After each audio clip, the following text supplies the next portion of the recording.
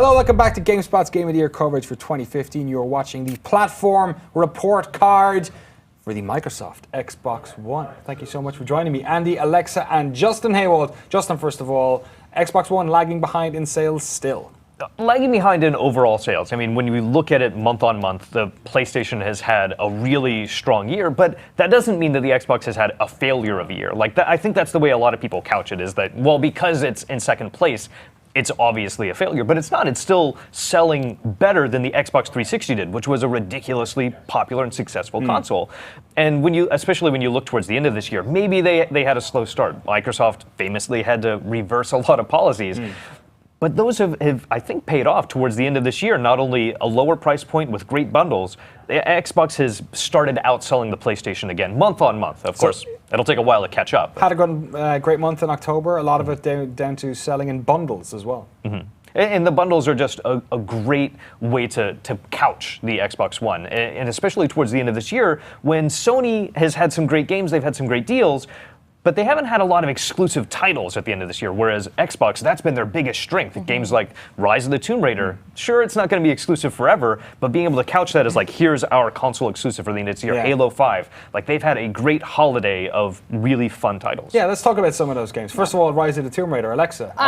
Wonderful. The first game was great. Yeah. Interesting sort of old school type of exclusive game, you know, grabbing an established franchise, especially strange, I guess, second game in, and much to the chagrin of PlayStation 4 owners, it ended up being pretty great. Oh yeah, like the salt is very strong with PS4 owners right now, because every time I tweet about Tomb Raider, my mentions are filmed with like, well, I gotta wait a year. It is so good. I think it is the best exclusive, best AAA exclusive on that console right now. It is just phenomenal. The level design is phenomenal. The script is great. It's not like, it doesn't hold your hand, and it gives you a lot of opportunities to sort of do things as you would like to do them. As you want to complete missions, you can go make a bomb, or you can like sneak around, and it's just so great. That's obviously a series that is, sort of your regular third-party exclusive. Also a great year for first-party games or second-party games. Microsoft Xbox One games. Andy Bauman, you're a massive fan of cars, and Forza this year proved to make another great game for you.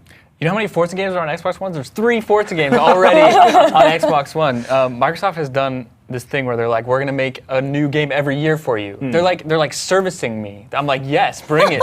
Bring it to me. More like Forza you're a car yourself. Yeah, my car is in the shop and I'm getting the service. No, but it's like, they're awesome at this like thing where they're like, all right, we're gonna have really good studios work on these leapfrog games. Like Call of Duty did it for a long time there, and they're still doing it with like 5 studios now or whatever.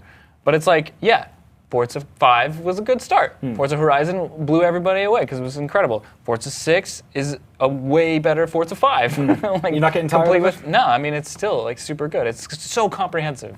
So like, I'm super happy with the Xbox One as far as Forza goes. Yeah. So what about Halo then, I guess? So Halo came out, we had Master Chief Collection last year, which obviously had a lot of litany of issues, especially technically. Any Halo 5 fans on the couch? We've got a lot of people in the office who play it, clearly. Well, Master Chief Collection had a rocky start, but I think it's totally redeemed itself this year. Maybe it was a little bit overreaching, and they should have just started with the single-player experience, which was great. Like, the single-player experience has been great, and now introducing these multiplayer aspects later, and now I think it's come full circle, and Halo 5 is a great extension of that. Maybe it's not... I think Destiny has really stolen a lot of the thunder from Halo, but it's still a really strong, great narrative experience. I would disagree on that. I think that Halo's, I like the Warzone. I think Warzone has really refreshed Halo's multiplayer. But that narrative was just a mess, and I kind of forgot. Like, it doesn't have what pulled me into previous games. Like, it doesn't have that spark. It's sort of done weird things with Master Chief, and I think it's sort of. I think it's very divisive. Yeah, a lot of people. Multiplayer. You're right, very divisive. A lot of people say that it feels very much like the middle part of a trilogy, and it sort of doesn't really satisfy on either end. Stepping away from the AAA stuff, obviously, one of the things we saw, which people are very, very happy about, was Rare Replay, which was Rare having their sort of identity given back to them, and you can finally play a bunch of those old classic games on the Xbox One again. And in terms of, I guess, there haven't been that many exclusives in terms of the indie stuff this year across the board. This is a console exclusive. Ori and the Blind Forest came out. It feels like it's incredible to think it came out this year. Fantastically fun. Phenomenal. Like, where did that come from? Yeah. I remember when they announced it, we were like, oh, this is super cute. And then you get it, and it's like, here's a really sad story. Run away from the lava, climb up the mountain, do it now. You have to go, you can't turn back. It's so perfect. We saw a lot of HD games. We talked a lot about them. We're going to talk about a lot more when it comes to Sony's console as well. We're going to get Gears of War 4 next year. Gears of 4. Gears of War. We rename it. Gears of War HD came out as well earlier this year. But what do you think about that, Justin? Dipping back to franchises that don't really seem that they're all together that old. Oh. It seemed like a smarter thing, I think, when they started developing these titles. So the Behemoth and Castle Crashers was one we saw an HD remake of as well. And I think they started these near the beginning of the Xbox One's life cycle, and that's something we're going to see a lot less because of backwards compatibility. Like the Xbox One is something that's going to be able to play Xbox 360 games. And sure, this is a great way to revisit some titles that maybe didn't age as well. Gears of War, in particular, is good, but the HD version looks so much better. They were able to just fix the visual problems that the game had. And I love being able to revisit, especially when that team is able to revisit their games and make it better. But at the same time, like, it's not that old. I'd rather just put in my Xbox 360 disc because I still have it. I can just pop it in there, or maybe you have it digitally. But we're still going to be able to do that, so that's not that a problem. That's not a problem. Whenever the new consoles come out, you sort of have to, pick your poison right off the bat. You have to say, especially when it comes to Sony and Microsoft, all right, I'm going to go PlayStation this time. I'm going to go with Xbox this time. Andy, I know you're one of the people in the office who immediately went for the Xbox, probably because of your love of games like Forza. I know you've gotten the PlayStation 4 this year. Where does the Xbox One lie in your living room right now? Is it something you play most exclusives on? You want an interesting fact about the Xbox One that's cool? It operates Wi-Fi on the 5 gigahertz band, which seems like such a nerdy thing to talk about. The PlayStation 4 does not do this. Yeah.